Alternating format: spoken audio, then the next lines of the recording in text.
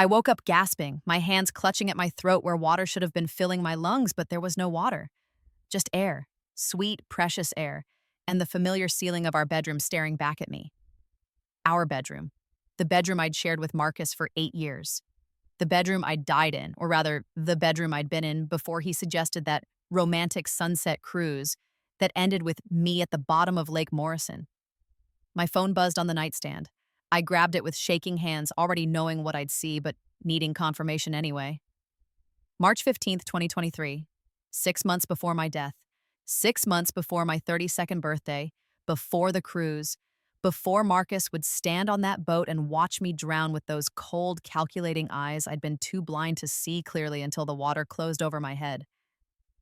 I sat up slowly, my heart hammering. This wasn't possible. This couldn't be real.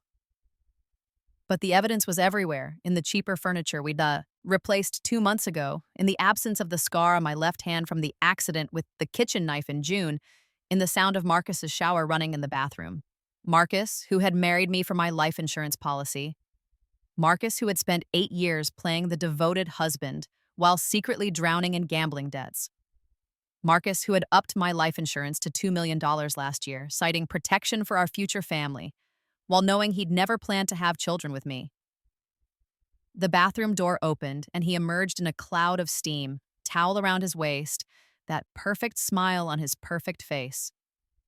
The face I'd loved, the face I'd trusted. "Morning, sleepyhead," he said, coming over to kiss my forehead. His lips felt like ice. "You okay? You look pale." I forced myself to smile, to act normal, even though every cell in my body screamed to pull away. "Just a bad dream." "Want to talk about it?" The concern in his voice would have seemed genuine to the old me. Now I could see the impatience underneath, the slight tightening around his eyes. He had somewhere to be, someone to meet, probably his bookie or maybe his mistress, Sheila from his office, who'd sent a lovely arrangement to my funeral. "No, I'm fine," I said. "You have that early meeting, right?" Relief flooded his features. "Yeah, should be back by lunch. Love you." "Love you too." The words tasted like ash, but I said them. Because I needed time. I needed to think. I needed to plan. As soon as his car pulled out of the driveway, I grabbed my laptop and started searching. The insurance policy. I needed to know if it was already in place. My hands trembled as I logged into our financial accounts I'd barely paid attention to in my first life, trusting Marcus to handle everything. There it was, $2 million, Northwestern Mutual, effective January 2023. Beneficiary, Marcus Chen, spouse. I remembered this now. He'd said it was a smart financial move, that his company offered a discount on spousal policies, that it showed how much he loved me and wanted to protect our future. I'd signed the papers without reading them, flattered by his concern. In my previous life, I'd died on September 15th, 2023, 6 months from now. It would be ruled an accident, tragic drowning during a romantic cruise. Marcus would play the grieving widower perfectly. He'd collect the money, pay off his debts, and probably marry Sheila within a year. But this time, things would be different. This time, I had something he didn't. Knowledge. 6 months of knowledge.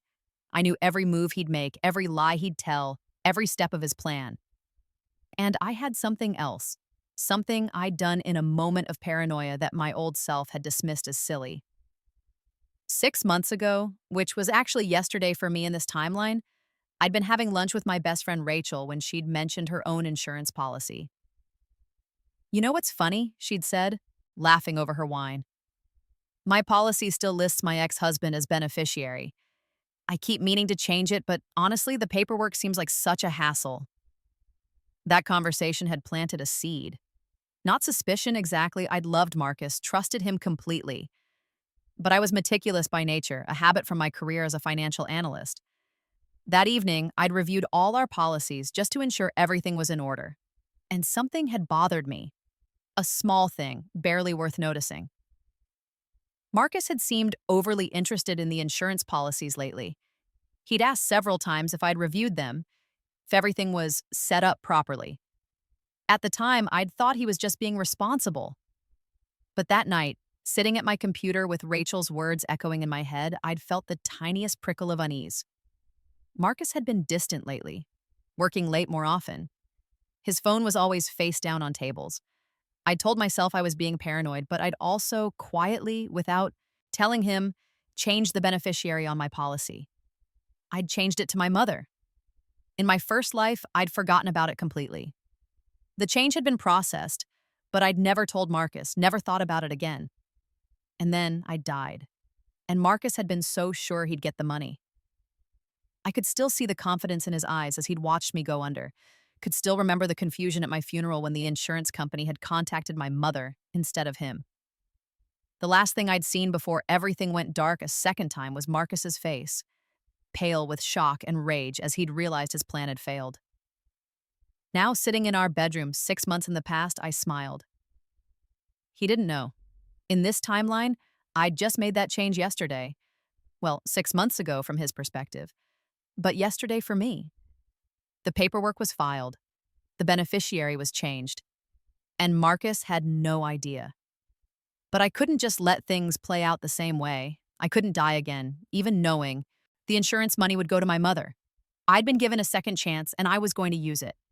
I was going to destroy Marcus Chen. But more than that, I was going to make sure he destroyed himself. Over the next few days, I played the perfect wife. I smiled at Marcus's lies, laughed at his jokes, kissed him goodbye each morning, all while I watched, all while I learned. I'd been blind before, but now I saw everything. The way he'd check his phone obsessively when he thought I wasn't looking. The expensive cologne he only wore on late work nights. The way his jaw tightened whenever I mentioned planning for our future. I started going through his things carefully when he was out. I found the burner phone taped under his desk drawer, messages to Sheila filled with promises of soon, baby, soon, and just a few more months. I found the betting slips, the casino receipts, the letters from creditors. Marcus owed nearly $300,000 to some very unpleasant people. Letters that threatened, that implied violence. No wonder he'd been desperate. And I found the draft email on his laptop saved but never sent to a boat rental company on Lake Morrison. He'd been planning this for months. I photographed everything. I documented everything. I created a cloud storage account he didn't know about and uploaded every piece of evidence. But I didn't confront him, not yet. Instead, I made a phone call. Rachel, hey, do you have time for lunch today? I need to talk to you about something. Rachel Martinez had been my best friend since college. She was a family law attorney, sharp as a knife and twice as dangerous when she needed to be. In my first life, she'd been devastated by my death, had actually suspected Marcus but had no proof.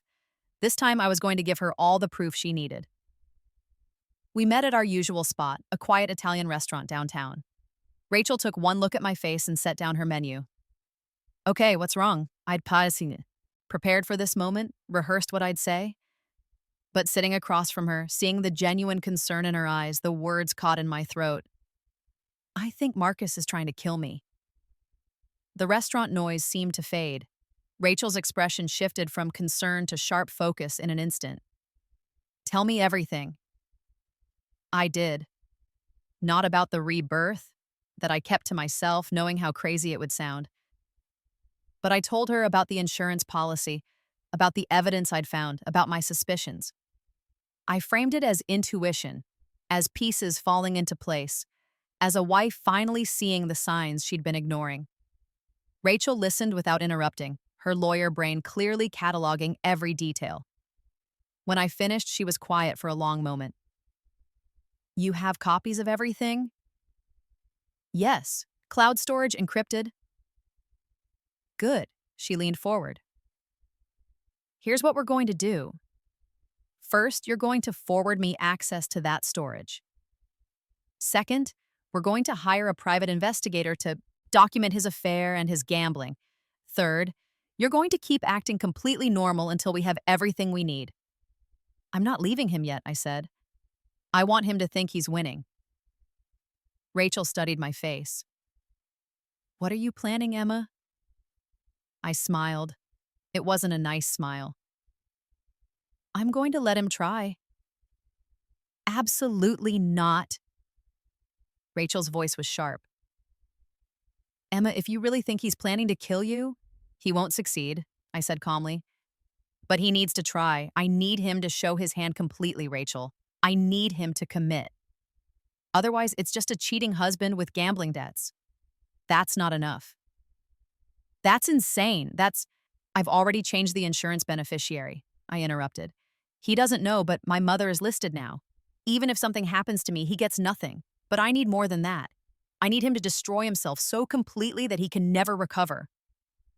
Rachel stared at me like she'd never seen me before. Maybe she hadn't. The old Emma had been soft, trusting, gentle. That Emma had drowned in Lake Morrison. This Emma was something different. What happened to you? Rachel asked quietly. I woke up, I said simply. She was quiet for another moment, then nodded slowly. Okay, but we do this carefully. We do this smart. And the moment I think you're in real danger, we pull the plug and go to the police. Agreed? Agreed. We shook on it like we were sealing a business deal. In a way, we were. The business of revenge. The private investigator Rachel recommended was a woman named June Torres, ex-FBI, with a reputation for being both discreet and thorough. She came to our house while Marcus was at work, looked around with sharp, assessing eyes, and listened to my story with the same calm professionalism she might give to a weather report. I can work with this, she said when I finished. Your husband is sloppy. Emotional affairs usually are. I'll have you a full dossier within 2 weeks. She delivered in 10 days. The folder she handed me was thick, filled with photographs, bank statements, phone records, and GPS tracking data. Marcus with Sheila at hotels, Marcus at the casino, Marcus meeting with his bookie, a man with a criminal record that included assault and extortion. But the most damning thing was a recording June had obtained through means she politely declined to explain. Marcus and Sheila in his car parked outside her apartment. Just a few more months, baby. The insurance policy is solid, $2 million. We pay off my debts, keep the rest, start fresh in California like we planned. Sheila's voice, cautious. You're sure about this? I mean, it's not just insurance fraud, Marcus. You're talking about... She goes on that cruise. There's an accident, and we're free. Trust me. I've planned everything. My hands shook as I listened. Hearing it like this, in his voice, with that casual certainty, it made it real in a way my memories hadn't. He'd really meant to kill me. He'd really thought it through. Good, I said, my voice steady despite my trembling hands. This is good. June raised an eyebrow. Most people aren't that calm when they find out their spouse is planning their murder. Most people haven't spent as much time as I have imagining their revenge. Over the following weeks, I became a ghost in my own life. I haunted the edges of Marcus's existence, watching, documenting, waiting. He had no idea I knew. To him, I was still Emma, his sweet, trusting wife, working her analyst job and coming home each night with a smile. I watched him book the cruise. June had tapped his computer, so I saw the confirmation email for September 15th. Sunset romance package for 2 on Lake Morrison. He told me about it over dinner, his performance perfect. I thought we could use a romantic getaway, he said, reaching across the table to take my hand. Just you and me, watching the sunset from the water. Doesn't that sound perfect? It sounds wonderful, I said, and meant it. Because it would be wonderful, just not for him. In the meantime, I had my own preparations to make. I went to see my mother, something I'd been doing more frequently since the rebirth. Susan Chen had been devastated by my death in the first timeline. I'd watched from somewhere beyond, seen her collapse at my funeral, seen the way it aged her 10 years overnight. This time, I was going to make sure she not only survived, but thrived. Emma, honey, this is a surprise, she said when I showed up at her door on a Saturday morning. Marcus didn't come with you? He's golfing with clients, I lied smoothly. He was actually at a hotel with Sheila, but my mother didn't need to know that yet. I wanted to talk to you about something. We settled in her kitchen with tea, and I chose my words carefully. Mom, I need to tell you something, and I need you to trust me, even if it sounds crazy. Her face shifted to concern. What's wrong? I've made some changes to my life insurance policy. You're now the beneficiary. She blinked. What? Emma, that should be Marcus. You're married. I know what it should be, I interrupted. But I have my reasons. I need you to promise me something. If anything happens to me, anything at all, you contact Rachel immediately. She has instructions. And you don't give Marcus a single penny of that money. Emma, you're scaring me. What's going on? I reached across the table and took her hand. I can't explain everything right now, but I need you to trust me. Can you do that? She searched my face for a long moment, then nodded slowly. You're my daughter. Of course I trust you. Good. There's one more thing. I pulled out an envelope and handed it to her. This has information about some investments I want you to make. The instructions are very specific. Follow them exactly, down to the dates. Can you do that for me? The envelope contained stock tips, cryptocurrency investments, startup, opportunities, all the things I'd learned about in my first life. The success stories of 2023 and early 2024 that I could remember. I was giving my mother a roadmap to wealth. Emma, I don't understand. You will, I promised. Just trust me, please. She agreed, though I could see the confusion and worry in her eyes. But she'd follow through. My mother was nothing if not meticulous. June continued her surveillance. By August, we had enough evidence to put Marcus away for conspiracy to commit murder, insurance fraud, and a dozen other charges. Rachel had compiled it all into a legal brief that was, in her words, a prosecutor's wet dream. But I still wasn't ready to move. Emma, the cruise is in 3 weeks, Rachel said during one of our weekly lunch meetings. We need to go to the police now. Not yet. You're not actually planning to get on that boat with him. I smiled. What kind of wife would I be if I missed our romantic anniversary cruise? A living one, Rachel snapped. This has gone far enough. I won't let you... Rachel! I reached across the table and gripped her wrist. I need you to trust me. I know what I'm doing. Do you? She pulled her hand back, frustration evident in every line of her body. Because from where I'm sitting, it looks like you're planning to let your husband attempt to murder you just to... What? Prove a point? Get better evidence? It's insane. It's necessary, I said calmly. Everything is in place. June will be on the lake. You'll have people positioned. And I'll have this. I pulled a small device from my purse. Waterproof GPS tracker, emergency beacon, and recording device all in one, military grade. I'll be wearing it under my clothes. And if something goes wrong? It won't. But I could see she wasn't convinced. Hell, I wasn't entirely convinced. But I'd lived through this once already. I knew how it played out, knew the exact moment Marcus would make his move, knew the look in his eyes, when he'd think he'd won. This time, I was going to make sure everyone else saw it too. The night before the cruise, Marcus was almost giddy. He thought he was 12 hours away from freedom, from money, from Sheila and his new life. He made love to me that night with what I suppose he thought was appropriate farewell sentiment. I stared at the ceiling and counted down the hours. Morning came bright and clear, perfect weather for a romantic cruise, perfect weather for murder.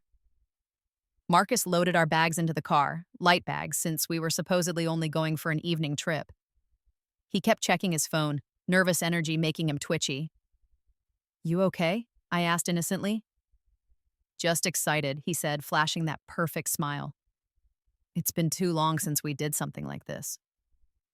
The drive to Lake Morrison took 45 minutes. Marcus kept up a steady stream of chatter, reminiscing about our relationship, talking about our future. I wondered if he felt any guilt at all, or if it had always been this easy for him to lie. The boat rental company was small, family-owned, the same one Marcus had contacted months ago in that draft email. The owner, a weathered man named Bill, helped us load onto a small yacht, nice enough for a romantic evening, small enough that an accident would be plausible. Beautiful day for it, Bill said cheerfully. You two have fun. Got your life jackets? Right here. Marcus said, holding up two orange vests. I remembered this moment. In my first life, I'd put on the life jacket immediately. This time, I held it loosely, waiting. We motored out onto the lake, the shore receding behind us. The sun was starting its descent toward the horizon, painting the sky in shades of orange and gold. It really was beautiful. Marcus anchored us in a spot far from other boats, in deep water where the lake bottom dropped away to over 200 feet. Good for hiding bodies, bad for rescue. Want some champagne? He asked, pulling out a Sipanes bottle. I brought your favorite. Sure. He poured two glasses. I watched him carefully, but he didn't drug mine. He'd never planned to. The drugs would have shown up in an autopsy. No, his plan was simpler, cruder. We toasted to our love, to our future, to all his beautiful lies. I sipped the champagne and watched the sun sink lower. It happened when I was standing at the rail, looking out at the water. Marcus came up behind me, close enough that I could feel his breath on my neck. Emma, he said softly. I'm sorry. And then he shoved. I'd been ready for it, but the force still surprised me. He put his whole body into it, desperate strength born of desperation and greed. I tumbled over the rail and hit the water hard. The cold was shocking, even though I'd known it was coming. I went under, the weight of my clothes pulling me down, and for one terrible moment, I was back in my first death. Water filling my lungs, Marcus's face the last thing I saw, but this time was different. This time I fought. I kicked hard, broke the surface, gasped for air. I could see Marcus on the boat, see him looking around frantically, probably checking for other boats for witnesses. Marcus, I screamed. Help, Marcus, help me. He looked down at me with those cold eyes. For a moment, I thought I saw something, regret maybe, or guilt.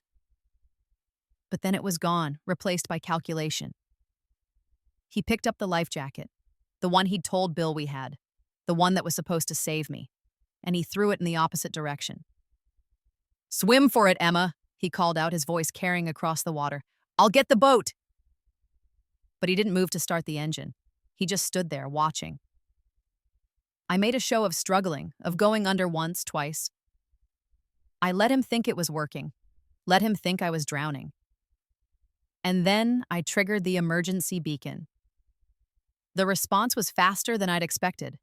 June had coordinated with the Coast Guard, had people on standby within 3 minutes. I heard the sound of motors approaching. I saw Marcus's face change as he realized what was happening. Saw panic replace satisfaction. He scrambled for the boat controls, but it was too late. 2 Coast Guard boats converged on our position, along with June's private vessel. I was pulled from the water by strong hands, wrapped in thermal blankets, my body shaking with cold and adrenaline. Mrs. Chen, are you all right? The Coast Guard officer was young, concerned. My husband, I gasped out. He pushed me. He threw the life jacket away. He was trying to... I didn't have to finish. They could see Marcus on the boat, see the life jacket floating 30 yards in the wrong direction, see the guilty panic on his face. Sir, stay where you are, one of the officers called out to Marcus. We're boarding your vessel. I watched from June's boat as they took Marcus into custody, watched as they read him his rights, watched as his perfect plan crumbled around him, looked at me once across the water. Our eyes met, and in that moment, I saw him understand. Not just that I'd survived, but that I'd known, that I'd let him try, that I'd wanted him to commit. Emma, he started, but they were already taking him away. June wrapped another blanket around my shoulders. You okay? Better than okay, I said and started to laugh. Because the best part hadn't even happened yet. The attempted murder trial was swift and brutal. With the Coast Guard testimony, the video evidence from June's surveillance, the recordings of Marcus and Sheila, and the financial evidence of his motive, the prosecution had an airtight case. Rachel destroyed him on the stand, her cross-examination so thorough that even his own lawyer looked uncomfortable. She walked the jury through every lie, every debt, every moment of his calculated plan to kill me for money.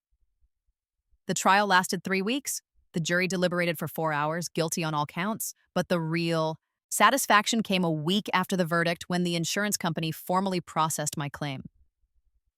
See, Marcus had been so confident in his plan that he'd never actually checked the beneficiary designation after that first policy setup.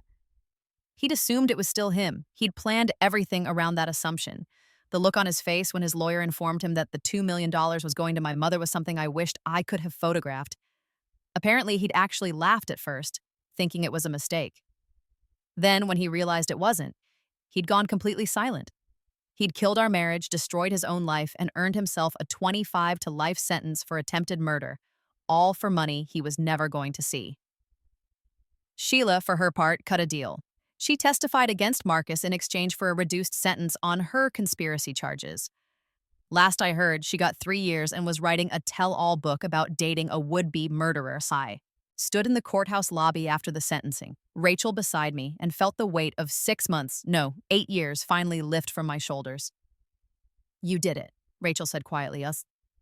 "You actually did it." "We did it," I corrected. She shook her head. "No, Emma, this was all you. I just helped you build the cage. You're the one who got him to walk into it." My mother was waiting outside, and when she saw me, she burst into tears. I hugged her tight, breathing in her familiar perfume, grateful beyond words that this time she wasn't mourning me. "I followed your investment advice," she whispered.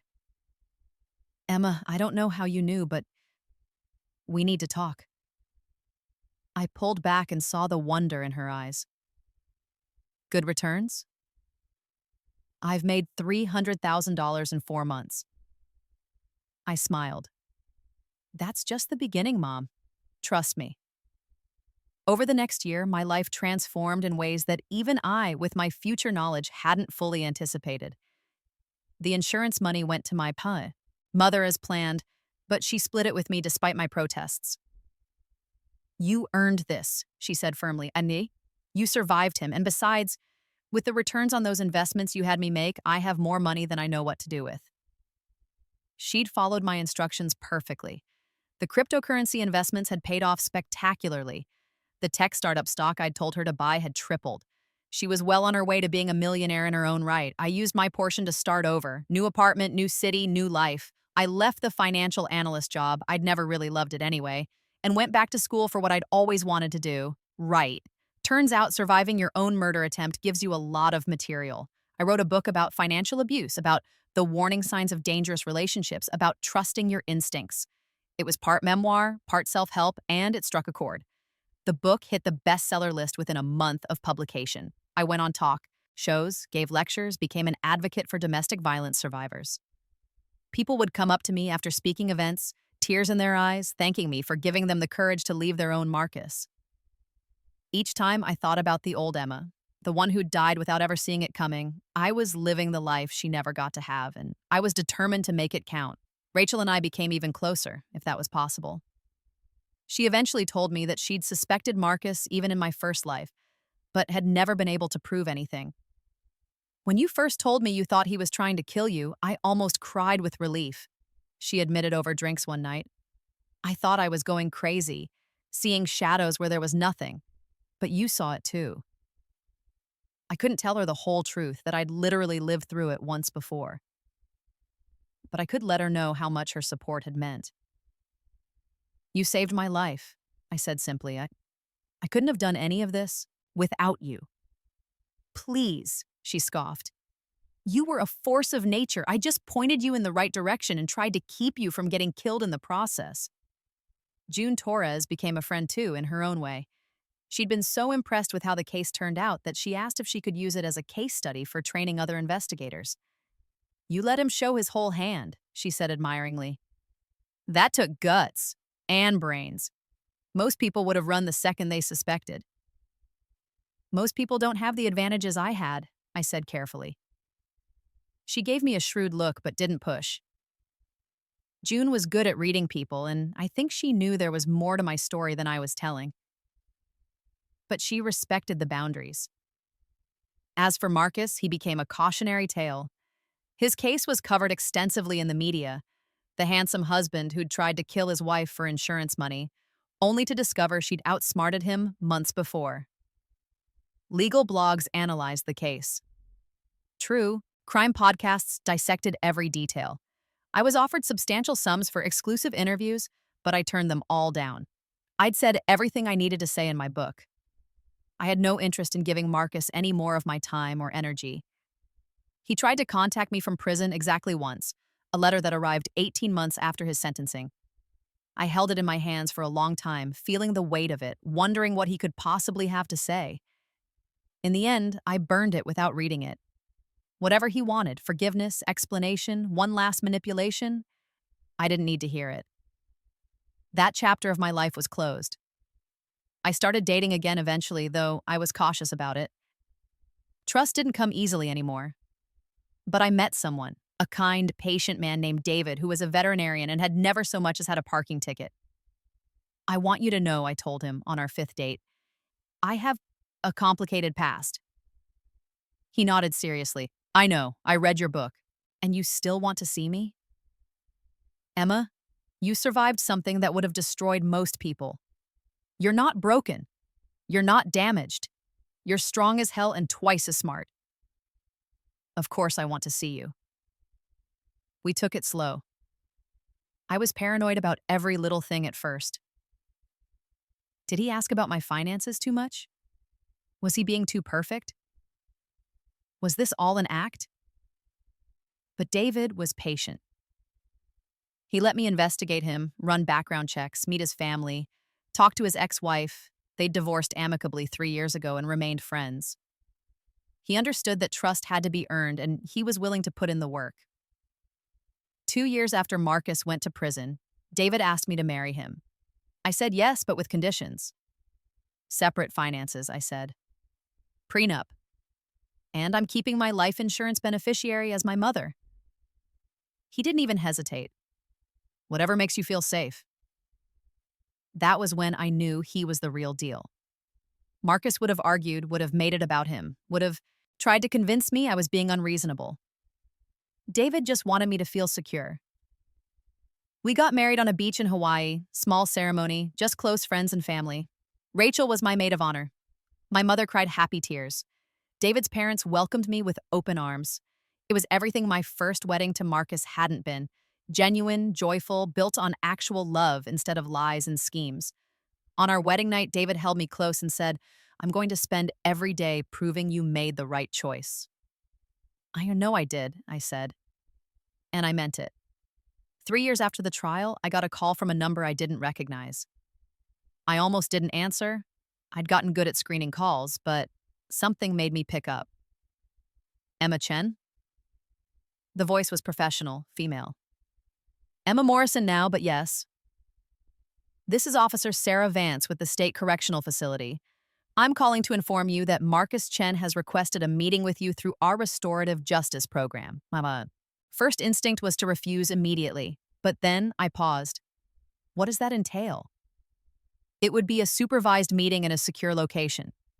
The program is designed to help victims find closure and give offenders a chance to take accountability.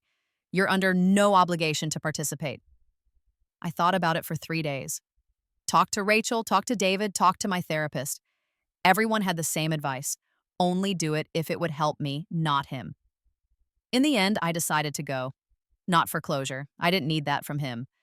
But because I wanted to look Marcus in the eye one more time and show him exactly how well I was doing without him. The meeting was scheduled for a Thursday afternoon. I dressed carefully, not to impress, but to demonstrate. Designer suit, expensive watch, wedding ring that David had saved for months to buy me. The correctional facility was exactly as grim as I'd imagined. Gray walls, fluorescent lights, the smell of industrial cleaner, and despair. I was led through multiple security checkpoints to a small room with a table and 2 chairs. Marcus was already there when I entered. 3 years in prison had changed him. He'd lost weight, gained gray hair. The easy confidence was gone, replaced by something harder, more brittle. He looked up when I walked in, and I saw his eyes widen slightly as he took in my appearance. Emma, he said. His voice was rough, like he didn't use it much. Marcus? I sat down across from him. The guard stepped back, but remained in the room, watching. For a long moment, neither of us spoke. Then Marcus cleared his throat. Thank you for coming. I wasn't sure you would. I almost didn't. Why did you? I considered the question. Curiosity, mostly. I wanted to see what you could possibly have to say to me.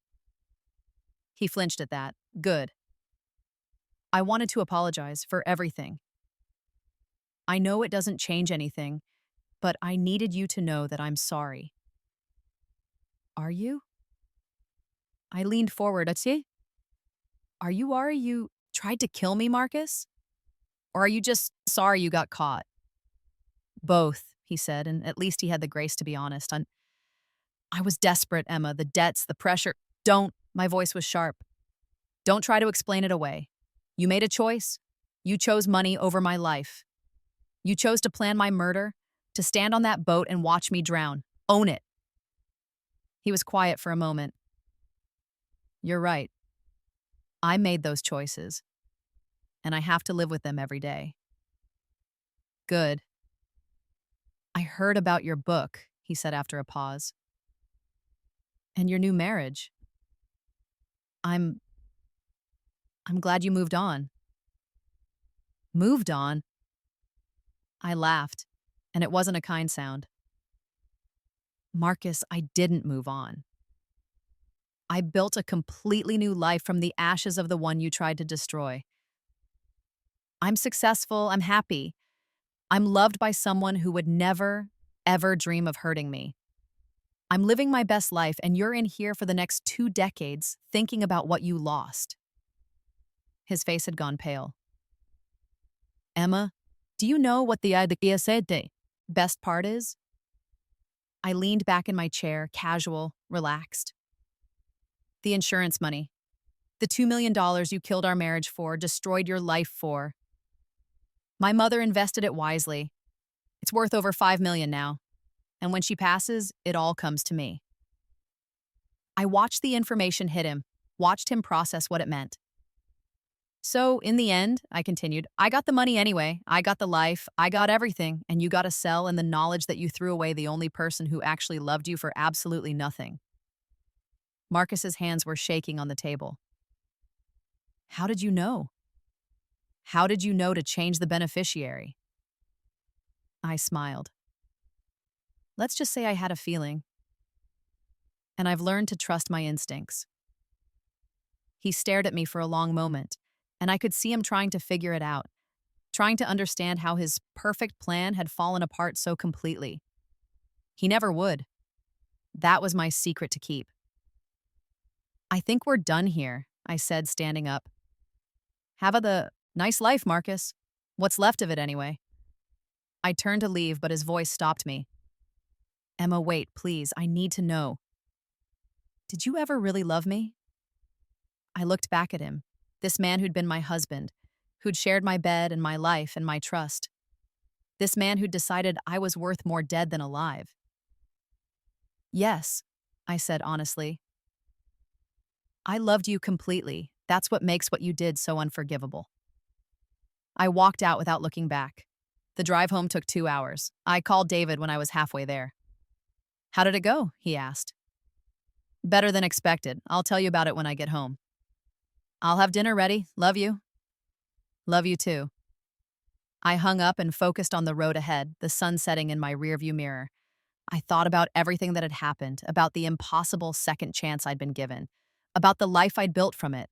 I thought about the old Emma, the one who'd died without ever knowing what hit her. I hoped, wherever she was proud of what I'd done with her life.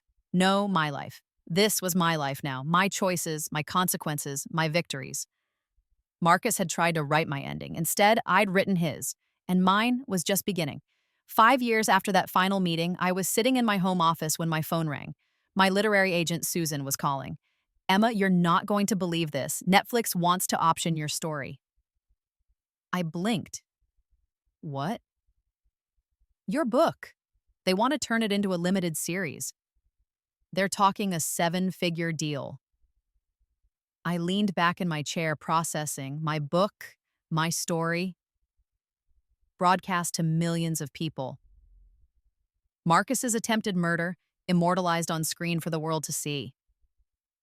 Tell them yes, I said, but I want creative control. This story gets told my way. Done. I'll set up the meeting. The series took 2 years to produce. I was involved in every step: casting, writing, directing choices. They hired an actress who looked nothing like me but captured something essential in her performance: the strength wrapped in softness, the steel hidden beneath kindness. The actor who played Marcus was almost too good. He made him charming, sympathetic even, right up until the moment he pushed his wife off that boat. The audience hated him exactly as much as they should. When the series premiered, it became a cultural phenomenon. People binge-watched it in one sitting. Social media exploded with discussions about the warning signs of dangerous relationships, about financial abuse, about trusting your gut. My book jumped back to the top of the bestseller list. I was invited to speak at the United Nations about domestic violence. My mother, now 70 and worth over $8 million thanks to the investments I'd guided her toward, started a foundation for domestic violence survivors. And Marcus, in his prison cell, got to watch his crime played out on screens across the world, his name becoming synonymous with greed and betrayal. I'd heard through the grapevine that he'd requested not to have access to television or news after the first episode aired. Apparently, watching himself portrayed as the villain in his own story was too much. Good. I was approached by more survivors than I could count, people who'd been where I was, who'd suspected their partners, who'd felt crazy and paranoid and alone. I hired a team to help me respond, to direct people to resources, to support them in leaving dangerous situations.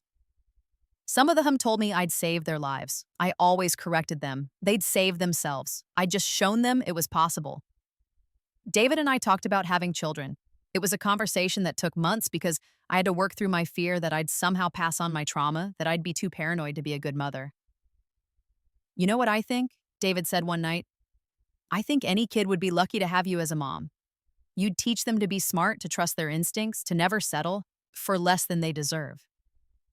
You really think so? I know so, but only if it's what you want. I'm happy either way. That was David, always making sure my choices were my own, never pushing, never manipulating. We decided to try, and 6 months later, I was pregnant. The day I found out, I sat in our bathroom staring at the positive test, overwhelmed by a wave of emotions I couldn't name: fear, joy, hope, terror, all of it mixing together. I thought about the old Emma, the one who'd died without ever getting this chance. Marcus had told me he wanted kids, but I realized now he'd been lying about that too. He'd never wanted a family with me. He'd just wanted access to my life insurance. This baby growing inside me now was mine and David's. Real, wanted, loved before it even existed. I called my mother crying. I'm going to be a grandmother, she said, her voice filled with wonder. Oh, Emma, your father would have been so happy. My father had died when I was 23, long before Marcus, long before any of this. I wished he could be here to meet his grandchild, but I like to think he knew somehow that wherever he was proud of me for surviving, for fighting back, for choosing a good life after almost losing everything. The pregnancy was smooth. David was attentive without being suffocating, excited without being pushy. He talked to my belly every night, telling our daughter, we found out at 20 weeks, about the life she'd have, the people who loved her, the world waiting for her. And your mom, he'd say, your mom is the strongest person I've ever met. She's going to teach you to be brave and smart and never take shit from anyone. Language, I'd laugh. She can hear you. Good. Never too early to learn. Sophia Michelle Morrison was born on a sunny Tuesday in June, weighing 7 pounds, 3 ounces. She had David's eyes and my nose and lungs that worked just fine, thank you very much. Holding her for the first time, I felt something shift in my chest. A final piece clicking into place. This was what Marcus had tried to take from me. Not just my life, but every moment that would come after. Every joy, every achievement, every love. He'd failed. I'd won. Hey, little one, I whispered. Welcome to the world. We've been waiting for you. My mother came to visit the next day, tears streaming down her face as she held her granddaughter. She's perfect. Emma, she's absolutely perfect. Rachel brought gifts and wine for after I finished nursing and a card that made me cry. To the godmother I hope I'll be, she'd written. You beat death and built a life. Now you've created life. I'm so damn proud of you. Even June sent flowers, with a note that said simply, Congratulations on your happy ending, you earned it. But it wasn't an ending. Not really. It was just the beginning of everything I'd fought for. Sophia was 3 years old when I got the call that Marcus had died in prison. Heart attack, the warden said. Sudden. He'd been in the infirmary when it happened. They'd tried to revive him but couldn't. I thanked him for letting me know and hung up the phone. I felt nothing. No satisfaction, no relief, not even curiosity. Marcus Chen had stopped being relevant to my life the moment he went to prison. His death changed nothing. Who was that? David asked, coming into the kitchen. The prison. Marcus is dead. He set down the coffee pot and came to hug me. Are you okay? Yeah, I said, and meant it. I'm fine. Do you need to talk about it? Not really. He's been dead to me for years. This just makes it official. We stood there for a moment, holding each other, while Sophia played with her blocks in the living room, completely oblivious to the conversation. That was the moment I realized Marcus had truly lost. He'd ended up dead and forgotten while I had this, a loving husband, a beautiful daughter, a career I was passionate about, enough money to never worry again. I had everything he'd tried to steal from me and more, and I'd done it all without him.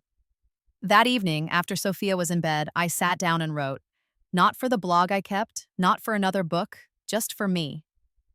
A letter to the old Emma, the one who'd drowned in Lake Morrison.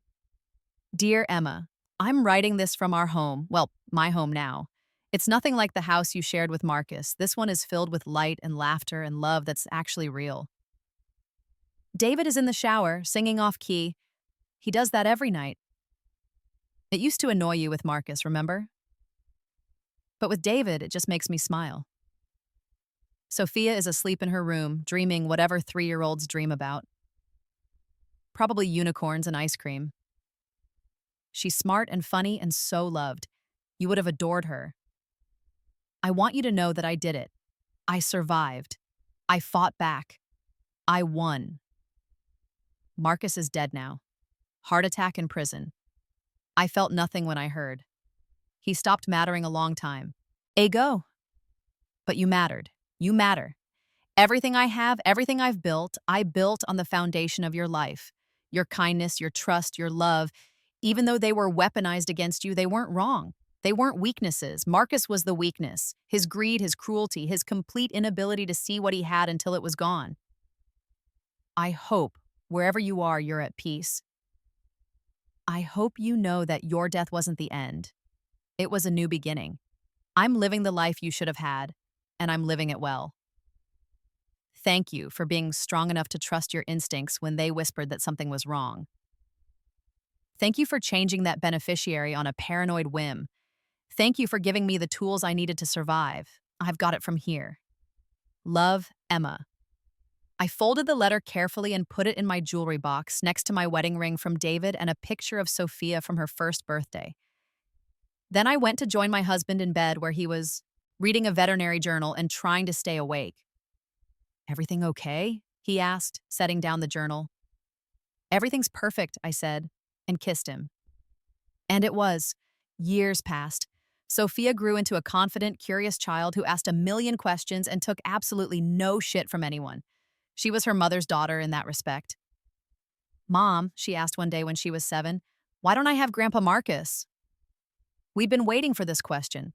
Sophia knew she had Grandma Susan, Grandpa and Grandma Morrison, David's parents, and various aunts, uncles, and cousins. But she'd never asked about my first husband before. David looked at me, letting me take the lead. Grandpa Marcus and I were married a long time ago, I said carefully. But he made some very bad choices, and we're not together anymore. You have Grandpa David's family instead. What kind of bad choices?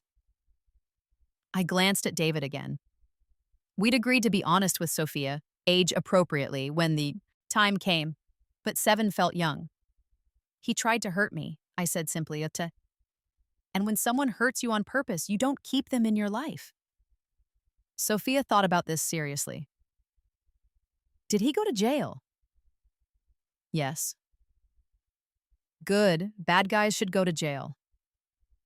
She went back to her coloring, the conversation apparently over. I let out a breath I didn't know I was holding. That went well, David murmured. Give her a few years, she'll have more questions. And she did. At 10, she wanted to know why I wrote a book about it. At 13, she wanted to watch the Netflix series. We said no until she was older. At 15, she read my book without asking permission and came to me with tears in her eyes. Mom, I'm so sorry that happened to you. Thank you, baby. But I'm also really proud of you for fighting back, for not letting him win. I hugged her tight. You know what the best part is? He didn't just lose. I won so completely that I got you. And you're worth more than all the revenge in the world. When Sophia was 16, she came home from school one day looking troubled. What's wrong? I asked. There's this girl in my grade, Jenny. Her mom's boyfriend. I think he's hurting her. Or her mom, or both. She won't talk about it, but she has bruises. And she's always making excuses, and my heart clenched. What do you want to do? I don't know. I told the school counselor, but Jenny denied everything. I'm scared for her, Mom. I pulled her into a hug. You did the right thing telling the counselor. Sometimes people aren't ready to leave yet. But you know what you can do? Be her friend. Be someone safe. So when she is ready, she knows she has somewhere to go. Is that what you wished you had? Before everything? I thought about it. I had Rachel, and she saved my life just by being there and believing me. So, yes, be Jenny's Rachel. And if things get worse, if you see signs that she's in immediate danger, you come to me, okay? Okay. Sophia became friends with Jenny. Not pushy, not invasive, just steady and reliable. And 6 months later, Jenny's mother left her boyfriend and moved into a domestic violence shelter. Sophia came home crying with relief that day. She got out, she said. Her mom got out. Because you were there, I said.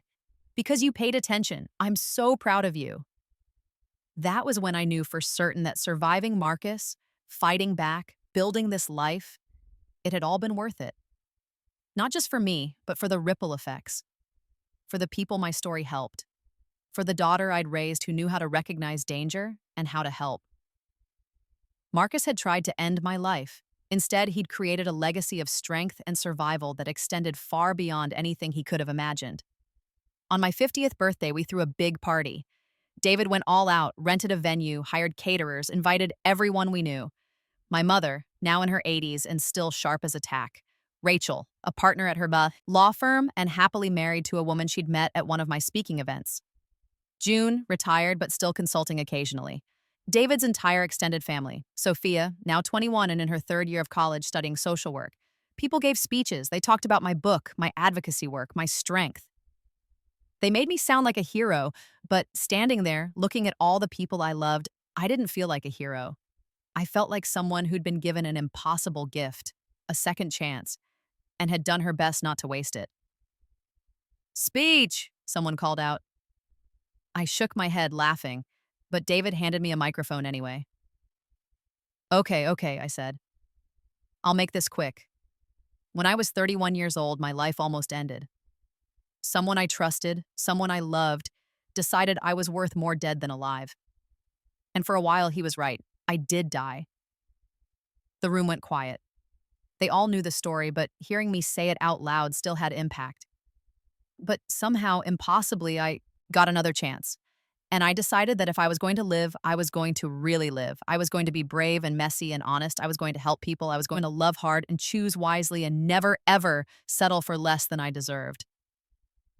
I looked at David, at Sophia, at my mother and Rachel.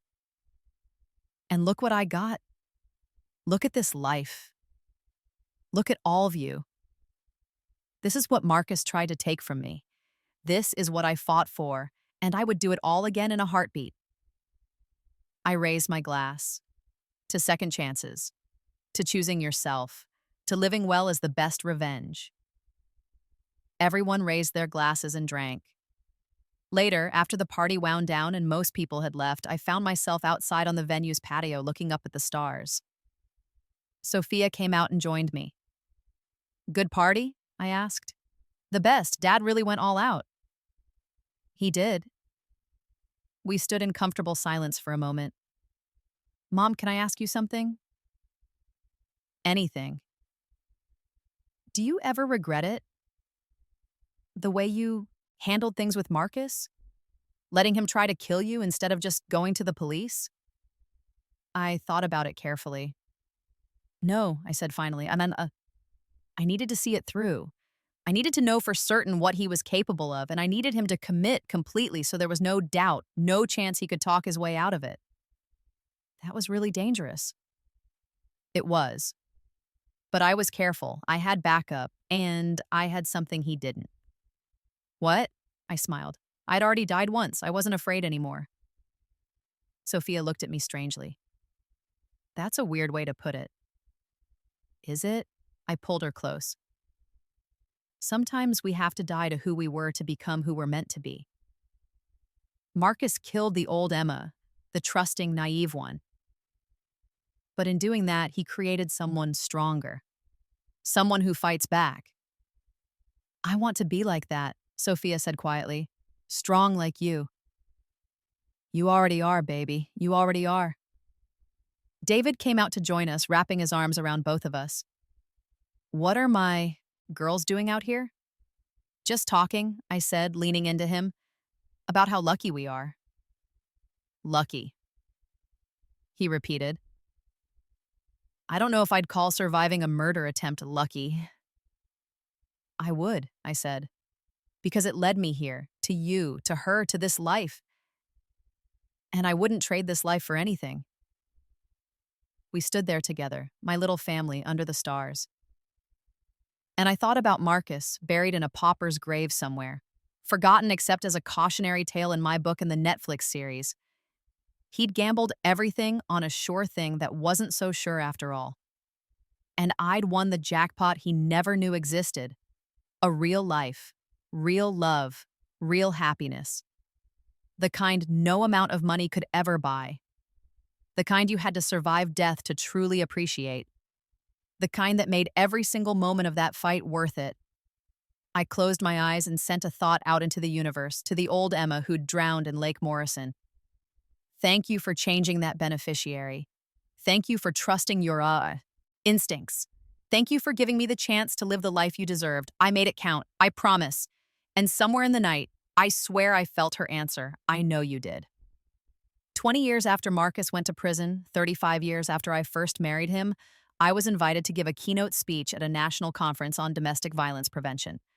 I was 66 years old. Sophia was 40 and had her own therapy practice, specializing in trauma survivors. David and I had just celebrated our 32nd anniversary. My mother had passed peacefully in her sleep at 87, leaving her considerable fortune to Sophia and her foundation. The conference was being held in Chicago in a massive convention center filled with survivors, advocates, lawmakers, and researchers. Thousands of people all working toward the same goal, ending domestic violence. I stood backstage waiting to go on and felt the weight of all those years, all those lives saved, changed, impacted by my choice to fight back, to speak up, to turn my pain into purpose. Ms. Morrison, a young woman approached, maybe 25, with a clipboard and a nervous smile. They're ready for you. I nodded and followed her to the wings of the stage. The moderator was introducing me, listing my accomplishments, telling my story to a room full of people who already knew it.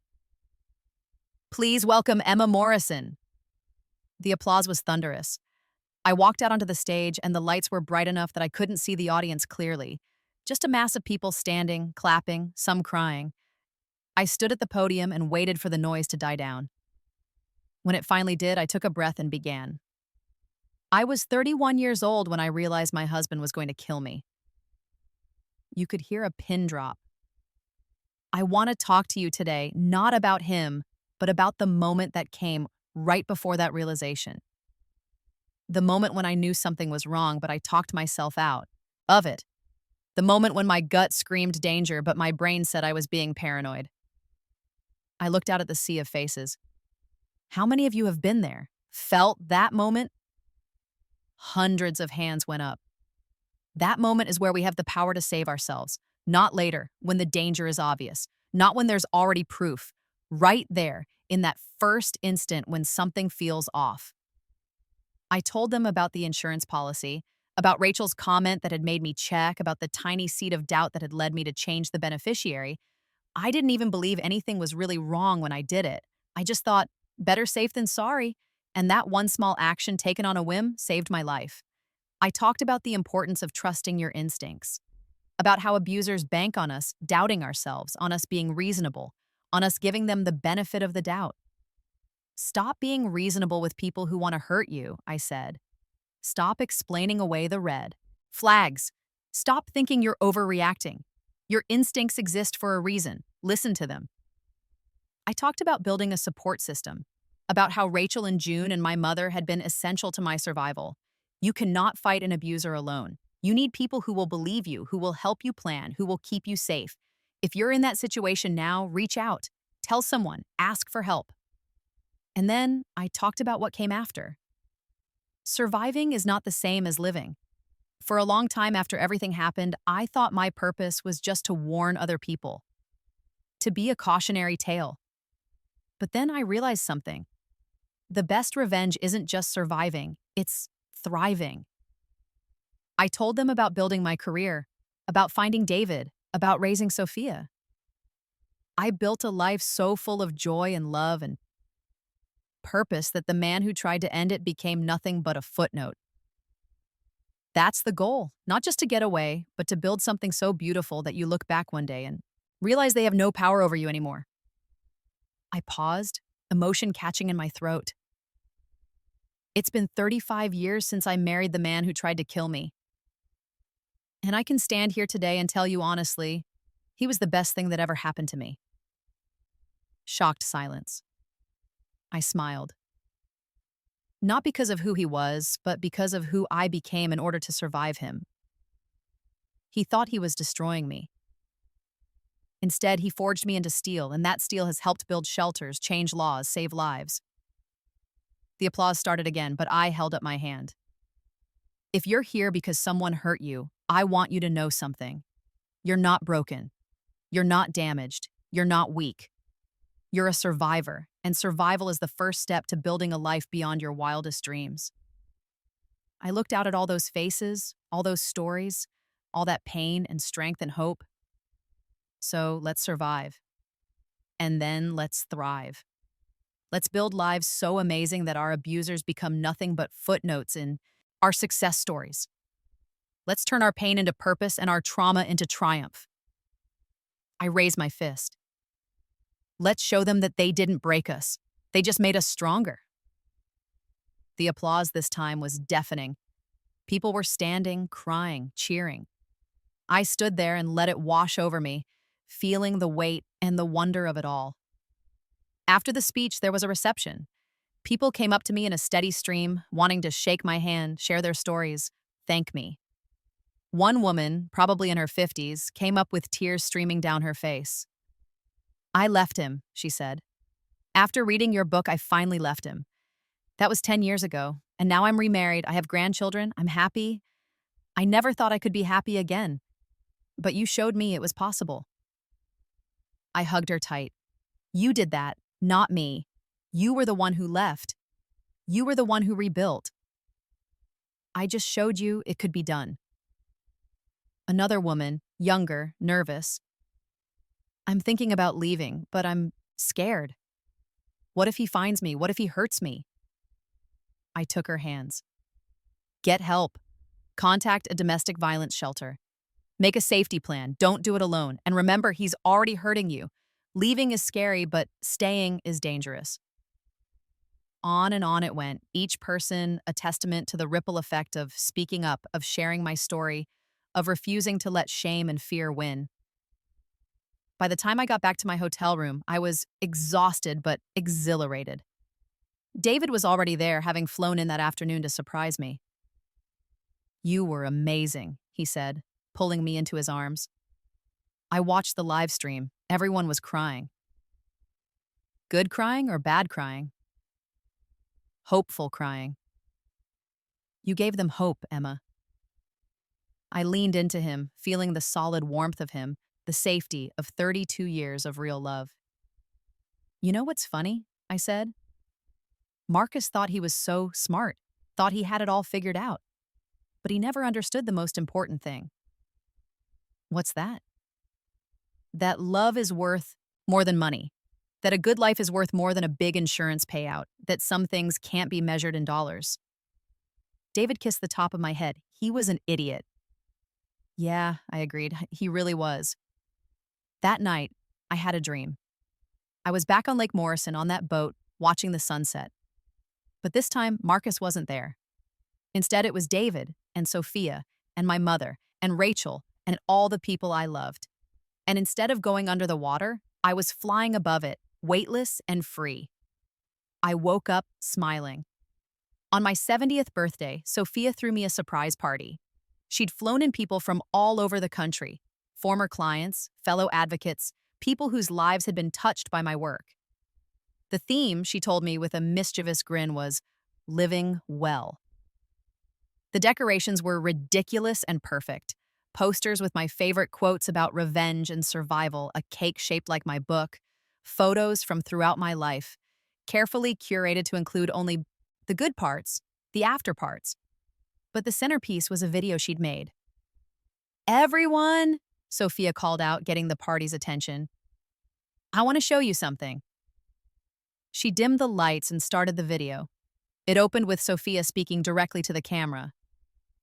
"My mom taught me that the best revenge is living well. So I asked some people to share what living well means to them." These are all people whose lives were touched by her story. The video cut to a woman I recognized from my speaking circuit. "Living well means I got my PhD. The husband who said I was too stupid to finish high school? I have a doctorate now." Another woman. "Living well means I'm watching my daughter graduate college. He said I'd never amount to anything. She's a doctor." A man. "Living well means I came out. I left my abusive relationship and finally admitted I was gay. I'm married now, happy." On and on it went. Dozens of people, each sharing their victories, each life reclaimed from someone who'd tried to destroy it. And then the video cut to people I knew personally. Rachel. "Living well means I get to practice law with my best friend's daughter as a colleague. Sophia just made partner at our firm. We're unstoppable." "Wait, what?" I looked at Sophia, who was grinning. "Surprise! I'm joining Rachel's firm, starting next month." David appeared on screen next. "Living well means I've spent 36 years with the love of my life. Every day with Emma is a gift. She's my hero." My mother, in old footage from a few years before she died. "Living well means I got to see my daughter not just survive, but thrive. I got to meet my granddaughter. I got to know real joy again after thinking I'd lost everything. Emma did that. She chose life, and she gave me mine back too." And finally, Sophia again. "Living well means I was raised by the strongest woman I know. It means I grew up knowing that no matter what happens, no matter how hard life gets, I can survive it, can thrive. Because I saw my mom do it." The video ended with a montage of photos, me and David on our wedding day, Sophia as a baby, family vacations, book signings, speaking events, graduations, birthdays, all the moments of a life well lived. The last image was text. "Emma Morrison didn't just survive, she conquered. Happy 70th birthday, Mom." I was crying. Everyone was crying. David handed me tissues and wrapped an arm around me. "Happy birthday, love," he whispered. I looked around the room at all these people, all these lives, all this love. And I thought about Marcus, dead for over 25 years now, remembered by no one except as the villain in my story. He'd tried to end this, all of this. And he'd failed so spectacularly that his failure had become the foundation for something beautiful. Thank you, I said to Sophia, to David, to everyone. Thank you for making this life worth fighting for. I'm 75 now. David is 77, retired from his veterinary practice, but still volunteering at the local animal shelter. Sophia is a successful therapist and partner at Rachel's firm, married to a wonderful man who treats her like gold. I have 2 grandchildren who call me Nana and think I'm the coolest person in the world because I wrote a book about catching a bad guy. My advocacy work has slowed down. I still do occasional speaking engagements, still consult on domestic violence policy, but mostly I've stepped back to let younger voices take the lead. I spend my days writing, working on a memoir about aging and resilience, gardening, something I never had time for before, and spoiling my grandchildren absolutely rotten. It's a quiet life, a peaceful life, and I cherish every single moment of it. Sometimes, late at night when I can't sleep, I think about that other timeline. The one where I died at 31 and never got any of this. That Emma haunts me sometimes, not in a scary way, but in a wistful one. She was so young. She had so much ahead of her that she never got to see. But then I remember, I am her. I'm living the life she would have wanted. Every choice I've made, every moment I've savored, every person I've loved, it's all for both of us. I got to have the second chance, and I made damn sure not to waste it. Last week, a young woman reached out to me through my website. Her name was Emily, and she was 30 years old, married, and starting to suspect her husband of planning something terrible. I found out he increased my life insurance, she wrote, and I've been having these dreams where I'm drowning. I know it sounds crazy, but I feel like I'm supposed to change the beneficiary. Like it's important. Am I being paranoid? I wrote back immediately. Dear Emily, you're not being paranoid, you're being smart. Change the beneficiary, today, right now, then document everything. Find a friend you trust completely, make a plan, and whatever you do, trust your instincts. They're trying to save your life. Here's my phone number. Call me if you need help. I mean it. With love and solidarity, Emma. She called me 2 days later. We talked for 3 hours. I gave her Rachel's contact information, June's successor at the PI firm, the numbers for domestic violence shelters. I walked her through every step of the process I'd gone through 44 years ago. Why are you helping me? She asked. You don't even know me. Because someone helped me, I said simply. And because I know what it's like to feel crazy and scared and alone. You're not alone, Emily. 6 months later, I got a text from an unknown number. He tried, just like you said he would. But I was ready. The Coast Guard pulled me out of the water. He's in custody. The beneficiary had already been changed to my sister. I'm safe. Thank you for saving my life. I showed the text to David, tears streaming down my face. Another one, he asked gently. Another one. He pulled me close. You know, you can't save everyone, right? I know, but I can sure as hell try. That night, I added Emily's text to a folder I keep on my computer. It's full of messages like that, people I've helped over the years, lives I've impacted, deaths I've prevented.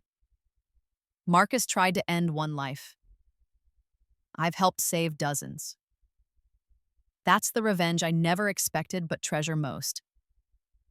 Not that I survived, or even that I thrived, but that in trying to destroy me, he inadvertently created something that saves others.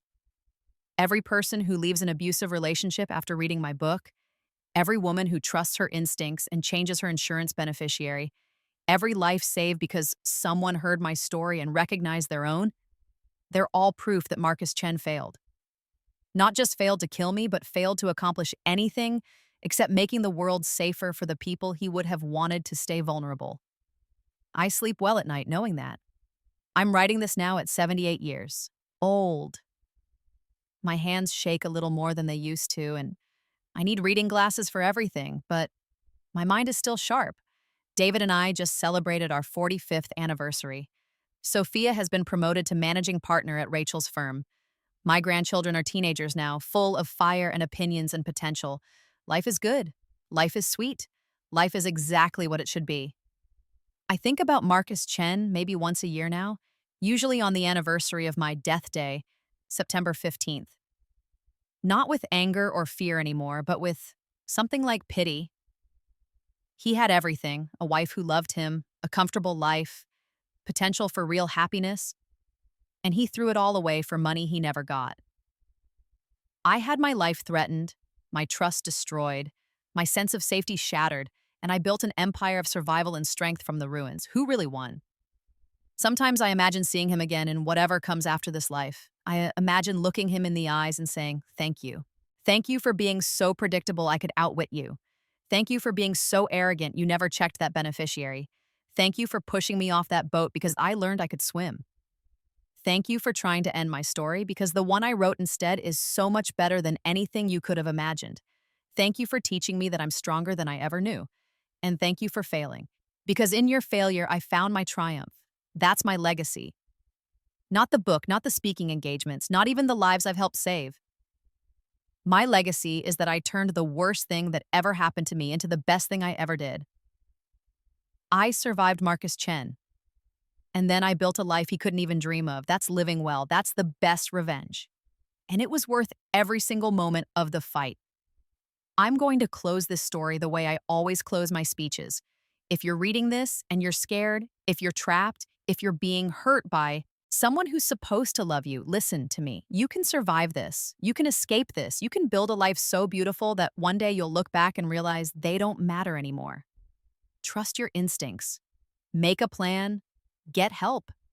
And then, when you're ready, run. Run toward the life you deserve.